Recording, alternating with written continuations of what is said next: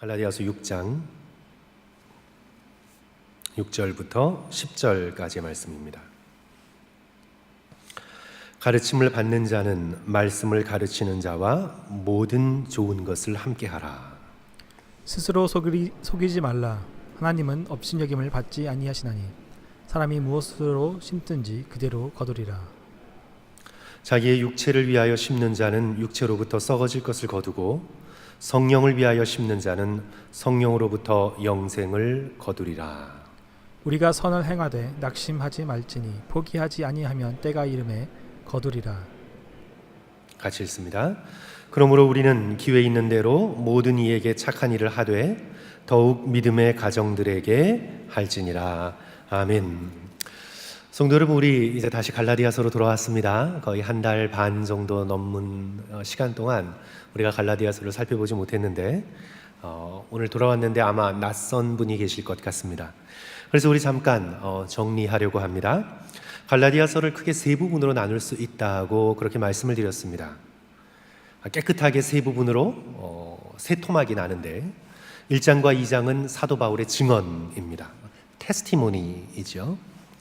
예수님을 직접 만난 경험을 바탕으로 사도 바울께서 자신의 사도성을 주장합니다. 내가 12사도와 다르지 않다. 그로 인해서 자기를 높이려는 것이 아니라 자기가 지금 전하는 십자가의 복음이 다른 사람에게 배운 것도 아니요, 다른 사람에게 전해받은 것도 아니라 자기 자신이 사도이기 때문에 누구에게로부터 직접 받았다는 것입니까? 예수 그리스도께로부터. 부활하신 예수 그리스도를 직접 만나 예수 그리스도께로부터 복음을 받았다고 증언하고 있는 것입니다. 그래야 자신의 사도성을 주장함으로 인해 자신이 전하는 복음을 주장하고 있는 것이죠. 1장 11절부터 12절 말씀에 잘 요약되어서 나타나 있습니다. 내가 전한 복음은 사람에게서 받은 것도 아니요 배운 것도 아니요 오직 예수 그리스도의 계시로 말미암은 것이라. 그래서 1장과 2장은 사도 바울의 증언, 테스티모니로 이루어져 있죠. 이제 3장과 4장은 사도 바울의 신학입니다. theology. 사도 바울께서 자신의 신학, 십자가의 신학, 복음의 신학을 가지고 잘못된 길로 나아가고 있는 갈라디아 교인들을 권고하고 가르치고 경고하고 야단을 치고 있는 것입니다. 율법으로 자꾸 돌아가려고 하는 갈라디아 교인들을 꾸짖습니다. 너희들이 율법으로 돌아가서는 다시 노예로 돌아가는 것이니 종의 멍에를 다시 매지 말라고 강조하고 있습니다. 율법은 결코 우리를 자유롭게 할 수 없다고 말씀하고 있습니다. 오직 십자가를 통해 드러난 하나님의 의로우심만이 우리를 자유롭게 한다고 역설하고 있는 것입니다. 우리 그것이 3장 11절에 요약되어 있는데 우리 성도 여러분 3장 11절 우리 3장 11절 말씀 우리 다 같이 한 목소리로 읽습니다. 또 하나님 앞에서 시작. 또 하나님 앞에서 아무도 율법으로 말미암아 의롭게 되지 못할 것이 분명하니 이는 의인은 믿음으로 말미암아 살리라 하였음이라. 아멘. 하박국의 말씀을 인용하면서 복음의 가르침을 분명히 하고 있죠. 그 다음에 이제 5장과 6장은 실천입니다. Christian living, 그리스도인들의 삶입니다. Application, 적용이죠. 그러니까 1장과 2장이 증언이고 3장과 4장이 신학이고 5장과 6장이 실천입니다. 어떻게 복음을 실천할 것인가에 대한 대답으로 5장에서는 육체의 욕심을 거절하고 성령의 열매를 맺으라 말씀하지요. 그래서 육체의 소욕은 어떤 것입니까? 쭉 리스트로 우리에게 보여주고 있습니다. 음행과 더러운 것과 호색과 우상 숭배와 주술과 원수 맺는 것과 분쟁과 시기와 분냄과 당짓는 것과 분열과 이단과 투기와 술 취함과 방탕함 같은 것들입니다. 그것들을 멀리하고 성령의 충만함으로 성령의 열매를 맺어야 하는데 그 성령의 열매가 어떤 것입니까? 사랑과 희락과 화평과 오래 참음과 자비와 양선과 온유와 절제입니다. 그래서 육체의 소욕을 버리고 성령의 충만함을 받아 복음으로써 성령의 열매를 맺는 인격적인 삶을 살아가라고 5장에서 갈라디아 교인들에게 가르침을 주고 있는 것이지요. 이제 6장 들어서면서 우리가 이제 1절부터 5절까지 무엇을 배웠습니까? 신앙생활을 하다 보면 잘못하고 연약한 형제들이 눈에 들어올 때가 있습니다. 그들을 볼 때 비난하거나 판단하지 말고 그들의 연약함을 거울로 삼아 너 자신을 돌아다 보라. 다른 사람에게 손가락질하고 다른 사람이 이렇다 저렇다 말하기 전에 똑같은 기준으로 너 자신을 살펴보고 너가 그렇게 시험에 들지 않도록 스스로 경계를 삼으라. 그리고 온유한 마음으로 서로의 짐을 지고 서로의 연약함을 도우라고 권고하고 있습니다. 그리고 이제 오늘 읽은 6장 6절 이하를 통해서 계속해서 그리스도인의 삶이 어떤 것인가, 우리가 어떻게 살아야 복음을 실천하면서 살 수 있을까를 말씀하고 있는 것입니다. 이제 그게 바로 오늘 성도 여러분들과 함께 우리 갈라디아서 25번째로 나눌 말씀이지요. 성도 여러분, 이제 조금 정리가 되셨나요? 이제 조금 갈라디아서 지금 왜 하는 거야? 이렇게 말씀하시는 게 아니라 이제 갈라디아서에 지금 어디에 와 있나를 이제 성도 여러분들께서 조금 정리가 되셨나요? 이제 오늘은 함께 읽은 6장 6절부터 10절까지의 이 그리스도인의 생활을 다루는 복음의 실천 부분을 다루면서 저는 오늘 본문에서 사도 바울을 통해 주신 3가지 가르침을 함께 나누려고 합니다. 첫째로, 성도들께서는 복음을 사모하고 복음의 말씀을 사모하고 그러기 때문에 말씀 전하는 자를 소중히 여기라고 가르치고 있습니다. 오늘 6절의 말씀이죠. 성도 여러분, 다시 한번 6절의 말씀 다 같이 한 목소리로 읽습니다. 갈라디아서 6장 6절 시작. 가르침을 받는 자는 말씀을 가르치는 자와 모든 좋은 것을 함께하라. 성도 여러분, 우선 오해하지 마십시오. 말씀을 가르치는 자와 모든 좋은 것을 함께 하라는 말씀을 가지고 오늘 제가 성도들께서는 저에게 잘해야 합니다. 설교자를 잘 섬겨야 합니다. 제가 오늘 말씀을 가지고 여러분에게 그렇게 강요하기 위해서 오늘 제가 이 말씀을 전하고 있는 것이 아닙니다. 저를 비롯하여 교역자들이 말씀 전하는 자이기에 이 말씀에 직접적인 관련이 있습니다. 하지만 제가 이 말씀을 가지고 여러분 목사한테 잘하십시오, 그래야 복을 받습니다 라는 식으로 말씀을 전하려는 의도가 전혀 없습니다. 왜냐하면 성도들께서는 저에게 충분히 잘해주고 계시기 때문입니다. 다만 저는 이 본문의 말씀을 통해서 성도 여러분들과 함께 하나의 원리를 나누고자 합니다. 제가 설교자이기에 설교자인 저와 관련이 있어서 조금 불편한 마음이 있지만 제가 개인적으로 불편하다고 해서 제가 기록된 말씀을 성도들과 나누지 않으면 이 말씀을 말씀대로 가르치는 것이 아니잖아요. 그렇죠? 제가 설교자와 관련이 있어도 성경에 기록되어 있기에 이 말씀을 함께 나누려고 하니 결국 자기한테 잘하라는 소리구나 하고 곡해하지 마시고 오늘 이 말씀의 첫 번째 부분을 성도 여러분들께서 잘 들어주시기를 부탁드리겠습니다. 우선 이 말씀을 통해 우리가 깨달아야 하는 것은 말씀의 전도자, 그러니까 말씀을 전하는 설교자를 통해 들려지는 복음의 말씀을 사모할 것을 권고하고 있습니다. 말씀은 집에 가서 읽으면 되지, 인터넷 틀으면 설교 말씀이 넘치고 넘치는데 이런 태도로 가르침을 받지 말고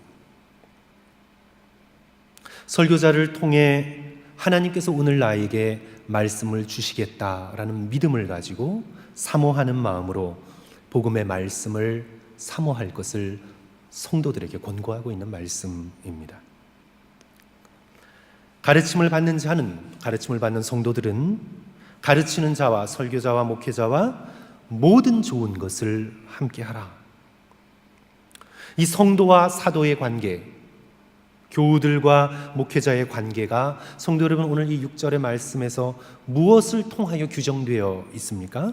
무엇을 통해 규정되어 있습니까? 말씀으로. 그러니까 성도는 말씀의 가르침을 받는 자요, 그렇죠? 사도는 또는 복음 전도자는 또 그 전통을 이어받은 설교자와 목회자는 말씀을 가르치는 자요. 그러니까 성도와 목회자의 관계가 무엇을 가운데 놓고 이루어져 있습니까? 하나님의 말씀. 설교자와 성도들의 관계를 이어주는 것은 다름 아닌 복음의 말씀입니다. 저와 여러분이 지금 이렇게 앉아 계시고 서 있고 교제를 나누고 목회자라고 존중하고 그러는 이유는 성도 여러분 뭐 때문입니까? 제가 좋아서입니까? 아니죠. 저와 여러분 사이에 무엇이 있기 때문입니까? 복음의 말씀이 있기 때문에. 복음의 말씀이 있기 때문에 가르치는 자와 가르침을 받는 자의 관계가 형성이 되는 것입니다. 만약 저와 여러분 사이에 복음의 가르침을 빼버리면 저와 여러분은 아무 관계도 아닙니다. 그래서 사랑하는 성도 여러분, 오늘 이 6장 6절의 말씀을 통해서 성도들께서 설교자와 목회자와 또 저를 비롯하여 우리 목사님들과 전도사님들을 대할 때 언제나 기억해야 하는 것은 저와 성도들, 목회자와 성도들을 이어주는 것은 무엇 때문이다? 복음의 말씀 때문이다. 그것을 기억하셔요. 저와 성도들을 이어주는 것은 개인적인 친분이 아닙니다. 제가 여기 계신 몇몇 분들과 더 친하고 덜 친하고 때문에 저와 성도들의 관계가 형성되는 것이 아닙니다. 저와 성도들의 관계가 형성되는 것은 뭔가 제게 마음에 드는 호감이 있고 수준도 비슷하고 경력도 있고 겉모습도 좋고 학력이 좋아서 그런 것 때문에 성도들과 교역자의 관계가 이어지는 것이 결코 아닙니다. 설교자와 성도를 이어주는 가장 중요한 고리는 복음의 말씀입니다. 복음의 말씀이 저와 여러분 사이에 없으면 저와 여러분의 관계는 아무것도 아닙니다.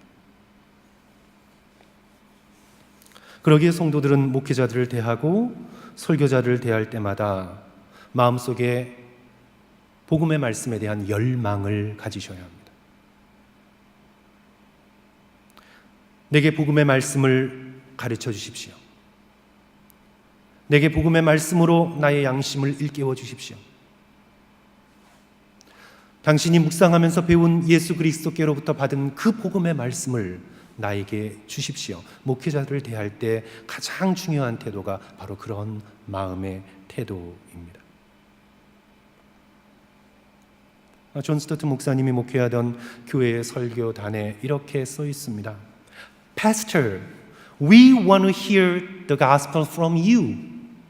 목회자여, 설교자여, 우리는 당신에게서 복음을 듣고 싶습니다. 설교단에 그렇게 쓰여 있습니다. 목회자여, 딴소리 하지 마시고 오늘 우리가 당신에게 듣고 싶은 것은 정치 이야기, 문학 이야기, 경제 이야기 그런 이야기가 아니라 오늘 우리가 당신에게서부터 듣고 싶은 것은 복음입니다. 우리에게 복음을 전해주십시오. 오늘 우리는 복음에 목마릅니다. 이것이 건강한 성도들이 목회자를 대하는 태도여야 합니다. 나를 개인적으로 좀 알아주고 나와 좀 가까이 친해주고 그래서 좋은 것이 있죠. 감사한 일이죠. 하지만 성도 여러분, 그것을 뛰어넘어서 설교자와 목회자의 존재의 목적이 복음의 말씀을 가르치는 것이기에 다른 어떤 것보다 목회자를 통해 들려지는 복음의 말씀을 사모하셔야 합니다. 저와 같은 목회자를 보실 때 나의 친한가 안 친한가, 맞는가 안 맞는가, 뭐가 통하는가 안 통하는가, 같은 학교 출신인가 같은 지방 출신인가 이런 것들을 생각지 마시고 오늘 목회자와 나 사이에 복음의 말씀이 있는가, 말씀을 중심으로 관계를 맺으시고 또 사고하시는 성도들이 되어야 되겠습니다. 저의 목회를 돌아보면, 저의 길지 않지만 그래도 그렇게 짧지도 않은 저의 목회 경험을 돌아보면요, 복음에 대한 사모함 없이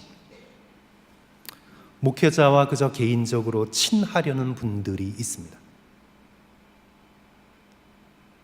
성경 공부하자면 도망가요.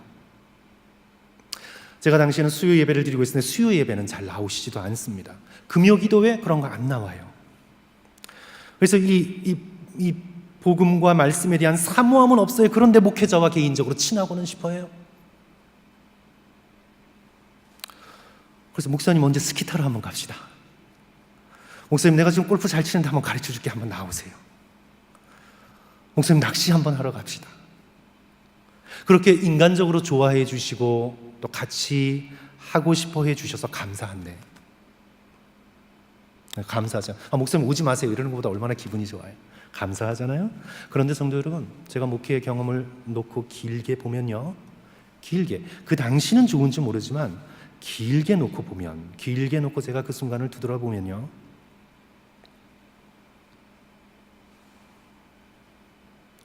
복음의 말씀을 사모함 없이 목회자와 개인적으로 친하려고 할 때 꼭 실망하게 돼요. 꼭 실망하게 돼요. 성도 여러분, 정말 그렇습니다. 이 목회자와 성도들 사이에는 말씀이 없으면 아무 관계가 아니기 때문에 복음 없는, 말씀에 대한 열망 없는 목회자와 성도들 간의 인간적 친함은요, 언젠가는 꼭 실망으로 귀결됩니다.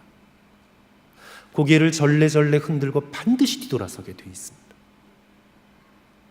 모든 관계가 그렇지만 특별히 성도와 목회자 사이에는 말씀에 대한 사모함이 있어요. 그러므로 성도 여러분, 오늘 이 말씀 함께 대하면서 저와 같은 목회자를 보시면 어떤 사모함을 가져야 된다고요? 목사님 골프 한번 칩시다. 뭐 이런 게 아니라 어떤 마음을 가지셔야 돼요? 저는 골프 못 쳐요. 그러니까 어떤 마음을, 목사님 성경 공부합시다. 말씀을 좀 주십시오. 복음을 좀 듣고 싶습니다. 이런 소원을 가질 수 있는 저와 여러분 되시기를 주님의 이름으로 간절히 축원합니다. 6절 이 말씀에 대한 이해가 있어야, 성도 여러분, 이 말씀에 대한 이해가 있어야 이 6절 말씀의 뒷부분을 이해하실 수가 있습니다. 이 관계의 전제를 우리가 알지 못하면 이 뒷부분이 이해가 되지 않아요. 말씀을 우리 지금 여기 다시 보죠. 가르침을 받는 자는 말씀을 가르치는 자와 모든 좋은 것을 함께하라. 이는 앞부분을 이해하면 당연한 결과입니다. 이는 복음의 말씀을 사모함에서 나오는 당연한 결과입니다. 복음의 말씀을 사모하니까, 내가 성도로서 복음의 말씀을 사모하니까 어떻게 돼요? 그 말씀을 전하는 자를 소중하게 여깁니다. 그 말씀을 전하는 복음 전도자와 목회자가 자기에게 개인적인 마음에 들어서 소중하게 여기는 것이 아니고, 나를 알아주고 그래서 뭔가 통하는 것 같으니까 그냥 소중하게 여기는 게 아니에요. 그건 시간이 지나면 금방 없어져요. 그런 인간적인 소중함을 말씀드리는 것이 아니고, 성도로서 내가 정말 복음을 사랑하고 말씀을 갈망하고 하나님의 은혜를 사모하면, 그리고 그 복음을 사모하니까 그 말씀을 전하는 자를 어떻게 해요? 소중하게 여기는 것입니다. 말씀 때문에, 복음 때문에 목회자를 소중하게 여기는 거예요. 제가 목회 초년생일 때, 아마 그때 제가 제 기억에 한 35쯤 되었던 것 같습니다. 지금은 이제 돌아가신 한국의 성서 유니온 대표이신 고 윤종아 장로님을 한 2번에서 3번 정도 만나 뵙고 캐나다를 방문하셨을 때 한 장시간 말씀을 나눈 적이 있었습니다. 그때 그 장로님의 연세가 68, 69, 70이 가까우셨고, 저는 30대 중반의 목회자고, 장로님 보시기에 아들뻘이죠. 제가 아들뻘입니다. 또한 이 고 윤종아 장로님은, 우리 아시는 분은 성도들께서 좀 아시겠지만 우리 성경 묵상의 권위자시고, 또 평신도로서 정말 많은 성경 강의도 하셨고, 또 수많은 목회자들도 많이 만나보셨고, 또 인품이나 연배나 능력에서 보면 저는 까마득하죠. 저는 까마득합니다. 그런데 그 당시 제가 윤종아 장로님과 말씀을 나누면서 느낀 것은요, 어린 목회자인 저를 굉장히 존중해 주시더라고요.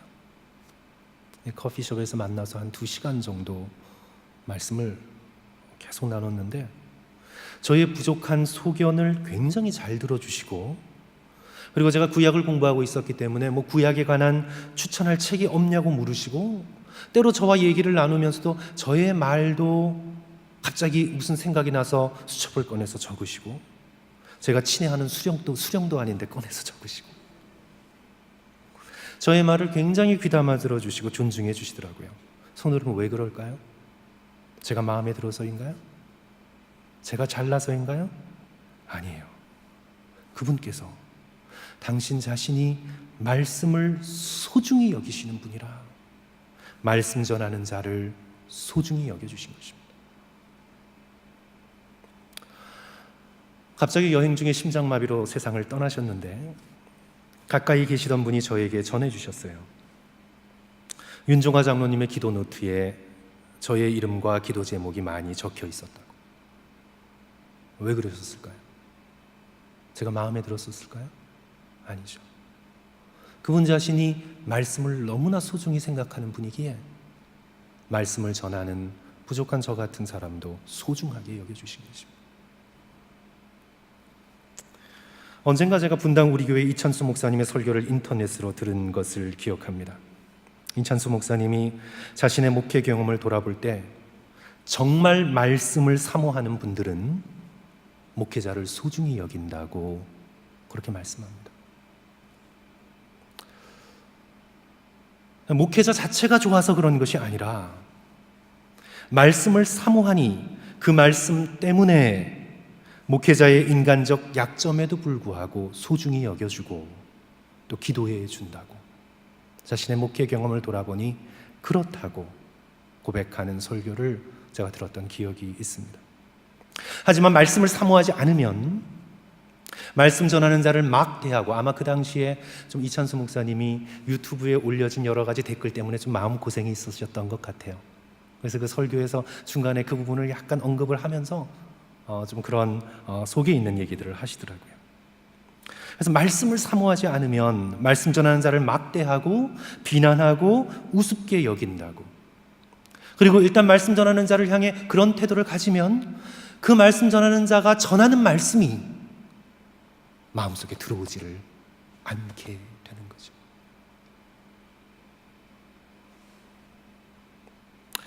사랑하는 성도 여러분, 목회자로서 저 역시 우리 성도들 앞에 말씀의 걸림돌이 되지 않도록 저의 인간적 약점에도 제가 계속 노력하려고 또 결단하려고 합니다. 우리 또한 성도들께서도 목회자의 인간적 약점을 너그럽게 감싸주시고 복음의 말씀에 대한 사모함 때문에 말씀을 전하는 목회자들이 더 말씀을 잘 전할 수 있도록 소중히 여겨주시고 기도해 주시는 그런 성도들 되시기를 주님의 이름으로 간절히 부탁드립니다. 아멘 소리가 좀 적은데 왜냐하면 너무 잘하고 계시기 때문에, 사실 너무 성도들께서 잘하고 계셔서 우리 나성하님 교회 너무 귀하게 잘하고 계셔서 더 부탁드릴 것이 없는데, 그래도 본문 말씀에 나타나 있으니 어떻게 해요? 제가 그것을 말씀드린 것입니다. 성도 여러분, 두 번째 가르침으로 오늘 넘어갑니다. 오늘 이 본문 말씀의 두 번째 가르침은 성도들께서, 우리 갈라디아 교회의 성도들을 향해서 육체로 심지 말고 성령으로 심으라고 지금 사도 바울께서 권고하고 있는 것입니다. 육체를 위하여 심지 말고 성령을 위하여 심으라. 우리 7절 말씀인데요. 우리 다 같이 7절 말씀 한 목소리로 읽습니다. 스스로 시작. 스스로 속이지 말라. 하나님은 업신여김을 받지 아니하시나니 사람이 무엇으로 심든지 그대로 거두리라. 사람이 무엇으로 심든지 그대로 거두리라. 당연한 말씀입니다. 그것이 바로 농업의 원리이고 원예의 원리입니다. 사과씨를 심으면 사과가 나고, 쌀을 심으면 벼가 나오고, 심은 대로 거두게 되어 있습니다. 그래서 내가 육체를 심으면, 우리가 일생을 살면서 우리의 말이나 생각이나 행위를 통해서 내가 육적인 것을 내 인생 밭에 심으면 썩어질 것을 거두게 되고, 내가 성령으로 영으로 심으면 어떻게 될 거라고요? 성령의 충만한 열매를 맺어 영생으로 거두게 될 것이다. 심은 대로 거두는 그런 원리이죠. 8절 말씀입니다. 자기의 육체를 위하여 심는 자는 육체로부터 썩어질 것을 거두고 성령을 위하여 심는 자는 성령으로부터 영생을 거두리라. 존 스토트는 그의 갈라디아서 주석에서 여기서 씨앗은 무엇을 얘기하는 것인가? 라고 이렇게 스스로에게 묻고 적용을 할 때 이 씨앗은 생각의 씨앗이다. 그가 그렇게 풀어냅니다. 갈라디아서 주석에 적힌 이 글을 인용하면요, 생각을 심으면 행위로 거두고, 행위를 심으면 습관으로 거두고, 습관을 심으면 인격으로 거두고, 인격을 심으면 영원한 생명으로 거둔다. 천국과 지옥이 갈려지는 영원한 갈림길에서 우리가 선택해야 될 것은 바로 생각이라는 씨앗을 복음적인 생각, 믿음의 생각으로 심을 수 있는 그런 믿음의 결단을 해나가야 되는 것이죠. 그래서 오늘 이 씨앗, 우리가 심어야 될 것이 무엇인가? 가장 기본적인 것은 우리의 생각이다. 매일매일 우리의 작은 생각들이 행위로 이어지고, 그 작은 행위가 습관으로 이어지고, 습관이 인격으로 이어지고, 인격이 결국은 하나님 앞에 영원한 생명으로 이어지게 된다는 것을 우리는 다시 한번 이 말씀을 통해 생각하면서, 내가 오늘 하루 살아가면서 성도 여러분, 생각의 씨앗을 육적인 것으로 심지 말고 영적인 것으로 심어야 되겠다 결단할 수 있는 저와 여러분이 되어야 되겠습니다. 어느 수필 제목이 흥미로운데요, 정말 그런지는 모르겠어요. 어떤 수필 제목이 생선은 머리부터 썩는다. 이제 생선이 썩기 시작하면 꼬리부터 썩는 게 아니라, 이렇게 생선 한 마리가 턱 주어져 있으면 이제 이게 썩기 시작하잖아요. 근데 어디부터 썩냐면 머리부터 썩는데요. 생선은 머리부터 썩는다. 꼬리부터 썩는 게 아니라 머리부터 썩어서 내려간다는 거죠. 우리의 인간의 타락도 머리부터 시작한다는 것입니다. 생각의 타락이 죄로 연결이 되고, 그래서 로마서는 인간의 타락을 이렇게 설명하죠. 로마서 1장 21절, 하나님을 알되 하나님을 영화롭게도 아니하며 감사하지도 아니하고 뭐라고요? 오히려 그 생각이 허망하여져서 미련한 마음에 어두워졌나니. 타락의 시작이 생각의 허망함에서부터 시작합니다. 그리고 마음이 미련함으로 어두워집니다. 선악과를 따먹는다고 하나님처럼 됩니까? 하나님께서는 정령 죽으리라 분명히 말씀하셨음에도 불구하고 생각이 허망하여져서 이것을 따먹으면 하나님같이 될 줄 압니다. 마음이 미련함으로 어두워져서 사단의 말을 듣고 그것을 따먹습니다. 그리고 선악과를 따먹고 결과가 무엇입니까? 오히려 자신의 수치를 바라보게 됩니다. 서로를 비난합니다. 타락의 길로 들어섭니다. 그러므로 사랑하는 성도 여러분, 오늘 우리는 우리의 생각이 허망해지지 않도록 우리는 날마다 영적인 생각을 하고 말씀을 붙들고 성령을 의지한 생각을 해야 되는 거죠. 사도 바울께서 골로새서 3장 2절에서 위의 것을 생각하고 땅의 것을 생각하지 말라. 육적이고 허망하고 악한 생각의 꼬리를 우리는 잡아서 그것을 죽여야 합니다. 에이, 이 정도는 괜찮겠지 하고 마음속에 심어두면요, 하나님은 결코 스스로 속지 않으십니다. 하나님은 결코 속지 않으십니다. 내가 내 마음 가운데 그런 것들을 심어놓고 즐기면 그것은 반드시 악한 열매로 나타나게 되는 것입니다. 그래서 내 마음속에 육적인 생각, 허망한 생각, 나의 상대방을 해하고 나의 이기적인 욕망을 위해서 내가 마음속에 심고 심은 악한 생각의 그 꼬리를 잡아서 우리는 생각의 회개를 해야 되죠. 육적인 생각을 성령의 능력으로 죽이기로 결단하고 하나님의 도우심을 바랄 때 하나님께서는 그런 능력을 우리에게 허락해 주십니다. 우리가 그렇게 하고자 마음속에 결단하고 주님께 부르짖을 때 주께서 그럴 수 있는 능력을 주십니다. 많은 기독교인들의 고백이 있지 않습니까? 직분을 받고 심지어는 신학을 하고도 술과 담배를 끊지 못하고 몰래 하고, 그래서 그것들만 보면 다시 마시고 싶고 피고 싶을 때 하나님께 간절히 엎드려 기도하고 금식하고 부르짖고 실패해도 다시 의지하고 노력하고 하나님을 붙들면 어느 순간 하나님께서 술과 담배 생각조차 나지 않도록 생각을 바꾸어 주십니다. 우리 지난주에 성도 여러분, 월드비전 우리 토크쇼에서도 들으셨죠? 술을 체하게 하시든지 담배를 체하게 하시든지 어떻게 해서든 인간적으로는 할 수 없는 엄두조차 못 내게 하시는 하나님께서 우리가 나쁜 습관을 끊기로 결단하고 주님 앞에 나와 간절함으로 꿇어엎드리고 성령의 능력을 간구할 때에 하나님께서 들어주시고 은혜롭게 역사해 주십니다. 어떤 형제는 음란물에 중독이 돼 있어요. 크리스천인데 그 한 장의 이미지, 한 편의 영상, 뭐 그거 괜찮겠지. 그러나 그 이미지에 생각이 사로잡히는 거예요. 하루, 이틀, 한 달, 두 달, 1년 가면서 그 이미지에 자신의 생각과 양심이 붙들리는 거예요. 그 정욕적인 생각 때문에 다른 일에 집중도 할 수 없고 늘 실패하는 자신의 모습 속에 깊은 죄책감을 느끼고 때로는 노트북을 던져버린 적도 있고, 하지만 자신의 연약함을 깨닫고 끊임없이 기도하고 간구하고 함께 기숙사의 룸메이트였던 크리스찬 형제에게 도움을 청하고 서로 감시하고, 그래야 결국 정욕적인 생각에서 벗어나게 됩니다. 하나님의 놀라운 은혜를 의지하여 우리를 붙들고 있는 나쁜 생각들과 정욕의 생각들을 끊어버릴 수 있는 능력을 십자가로부터 부여받게 됩니다. 사랑하는 성도 여러분, 예수 십자가의 복음의 능력과 성령의 도우심을 의지하여 우리의 악한 생각, 거짓의 생각, 정욕적인 생각, 피 흘리기까지 그런 악한 생각들과 싸우고 늘 생각을 복음으로 맑게 하실 수 있는 그런 저와 여러분 되시기를 주님의 이름으로 간절히 축원합니다.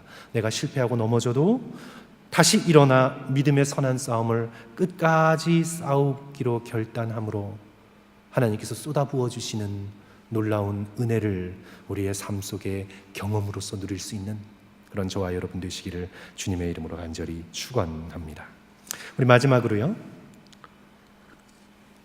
오늘 본문의 말씀은 복음의 실천에 관하여 무엇을 가르치냐 하면 모든 이에게 착한 일을 하라. 성별 또는 부하고 가난하고 종교별, 인종별 가리지 말고 모든 이에게 착한 일을 하라. 그런데 어떻게 해요? 특별히 믿음의 가정에게 더욱 그렇게 하라. 9절과 10절 말씀입니다. 우리가 선을 행하되 낙심하지 말지니 포기하지 아니하면 때가 이름에 거두리라. 그러므로 우리는 기회 있는 대로 모든 이에게 착한 일을 하되 어떻게 해요? 더욱 믿음의 가정들에게 할지니라. 이제 앞에서 저는 생각의 씨앗을 말씀드렸는데 이제 9절과 10절은 선한 행위를 심으라. 선한 행위를 심으라고 오늘 우리에게 도전합니다. 우리가 선을 행하되, 그렇죠? 선한 행위 역시 씨앗과 같아서 우리가 그것을 심어 놓을 때는 마치 없어지는 것 같습니다. 흙 속에 들어가니까 없어진 것처럼 보이죠. 하지만 하나님을 사랑하고 예수 그리스도를 바라며 행하는 우리의 모든 선한 행위는 사라진 것처럼 보이지만 없어진 것이 아닙니다. 반드시 열매 맺고 거두게 됩니다. 아마 제가 제 기억에 성도들께서 아마 몇 년 전에 교회에서 소개하셔서 읽어보신 짧은 책이라고 제가 생각이 드는데요. 우리 장지연호의 나무를 심는 사람들이라는 그 유명한 판화로 되어 있는 그런 책을 아마 성도들께서 읽어보셨을 것 같습니다. 제가 들어본 적이 있습니다. 그 책은요 굉장히 얇은데 많은 사람에게 큰 영향을 끼쳤던 상당히 중요한 작품이죠. 원래 동화로 기록이 되었는데 그것이 어른들에게까지 읽혀지면서 아주 중요한 작품이 되었습니다. 아마 그 배경이 세계 1차 대전인가요? 아마 그럴 것 같습니다. 정확지는 않은데 이제 화자가 폐허가 되다시피 한 프로방스의 한 마을에서 엘지아 부피에라는 양치기를 만나게 돼요. 이제 그 집에 묵으면서 아침에 보니까 이 엘지아 부피에가 도토리 100개를 챙겨 나가는 것입니다. 도토리 100개를 챙겨 나가요. 아니 양치기가 왜 도토리를 챙겨 나가나 그런 생각을 했는데 멀리서 따라가 보니까 나무 막대기에 도토리를 꽂아서 들이나 산에 무조건 심는 것입니다. 근데 자기 땅, 남의 땅, 사유지, 국유지 가리지 않고 심는 거예요. 하루에 100개의 도토리를 심는 겁니다. 평생. 근데 이 양치기 부피에는 나이가 많아서요. 그 도토리를 심는다고 거기서 무슨 그 나무로 무슨 가구를 만들거나 나무를 팔거나 도토리를 뭐 한국 사람들처럼 묵 써서 팔거나 할 수 있는 처지가 아니에요. 이 도토리를 지금 자기가 자기의 힘으로 이렇게 심는다고 해서 나중에 돈을 벌 수도 없습니다. 당장 자기에게 유익이 되는 것도 하나도 없습니다. 그는 양을 치면서 그렇게 틈틈이 매일매일 도토리 100개를 심는 거예요. 나라의 땅이든 다른 사람의 땅이든 가리지 않습니다. 수십 년 후에 화자가 다시 프로방스의 그 마을, 똑같은 마을을 찾아가 봅니다. 너도밤나무와 떡갈나무가 제법 자랐습니다.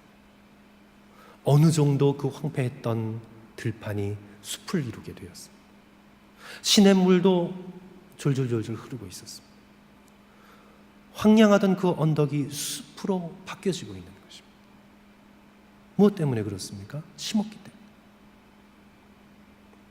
인간이 심은 도토리가 생명력이 있어서 그렇게 자라겠거든 하물며 하나님을 사랑하여 행한 우리의 선한 일이 때로는 열매를 맺지 않는 것 같고 사람들의 감사하지 않는 마음 때문에 소용이 없는 것 같이 보인다 할지라도 결코 하나님을 사랑하고 예수 그리스도를 바라보며 행한 믿음의 백성의 선한 일은 결코 없어지지 않습니다.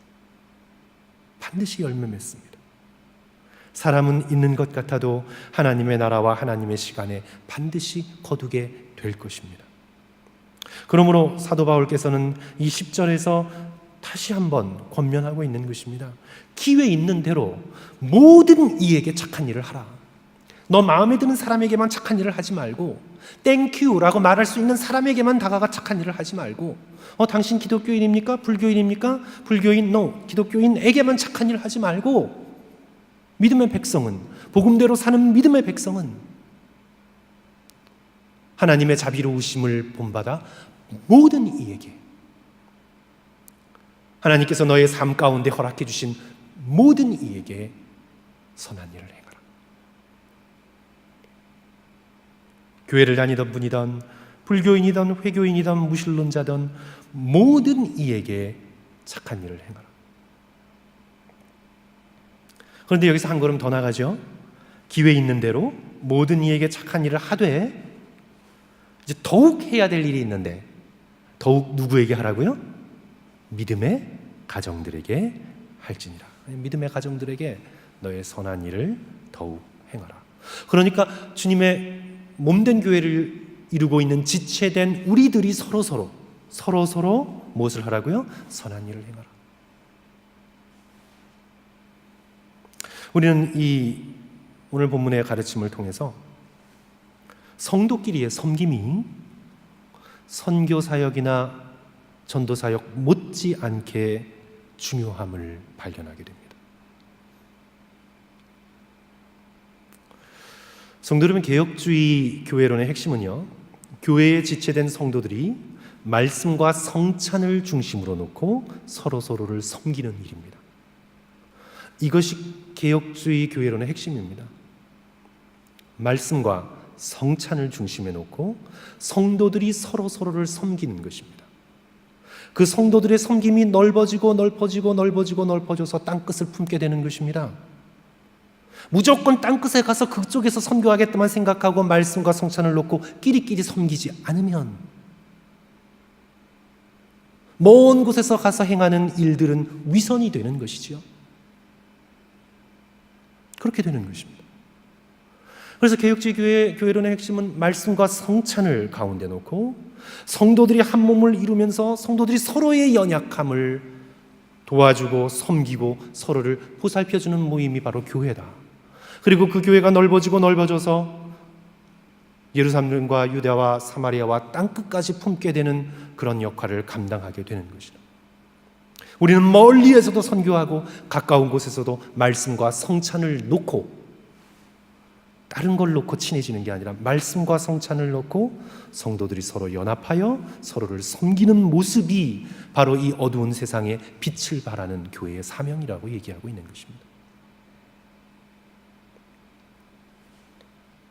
그래서 믿음의 백성은 아가페의 사랑으로 참된 코이노니아의 공동체가 되기 위하여 주일날 함께 모여 서로를 섬기는 것입니다. 우리는 주일날 하나님 앞에 예배드리러 오고 서로를 섬기러 오는 것입니다. 말씀과 성찬을 놓고 성도들은 서로를 섬겨야 하는 것입니다. 일주일에 하루 간신히 쉬는데 또 교회까지 와서 섬겨야 되나? 이렇게 생각하며 교회에서 서비스를 받으려고만 하는 것이 오늘날의 시대입니다. 그리고 이것이 서비스가 시원치 않으면 교회가 여기 하나인가 다른 곳 가겠다고 컨슈머 마인드, 소비자의 태도로 신앙생활을 하려고 하는 많은 사람들이 있습니다. 사랑하는 성도 여러분, 우리가 교회를 바라보며 이 시대에 가장 경계해야 할 태도는요, 바로 소비자 태도입니다. 대접받기를 원하고 돌봄받기를 원하는 태도이죠. 그런데 성도 여러분, 다시 한번 말씀드리지만 교회의 본질은 말씀과 성찬을 놓고 성도들이 서로를 섬기는 것입니다. 천국의 본질은 삼위일체 하나님을 가운데 놓고 성도들이 서로를 섬기는 것입니다. 그래서 우리는 교회에 와서 천국을 연습하는 것입니다. 그래서 오늘 우리가 다시 한번 기억해야 될 것은요, 성도들끼리의 섬김은 선교나 전도 사역 못지않게 영적으로 중요한 사역입니다.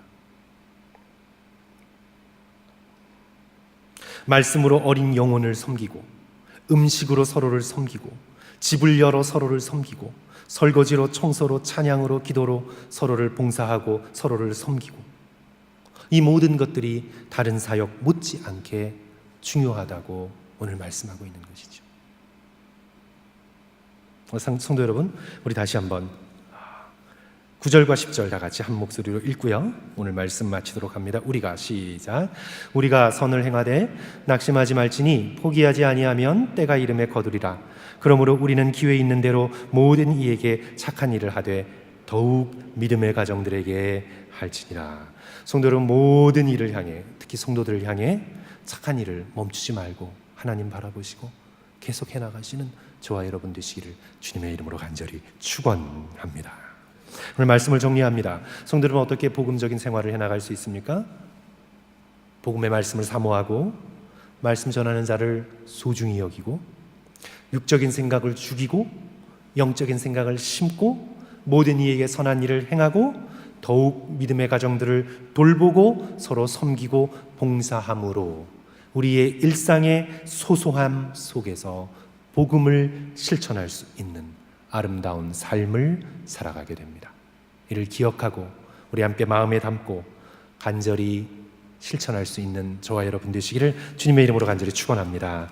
아멘. 우리 함께 기도하겠습니다.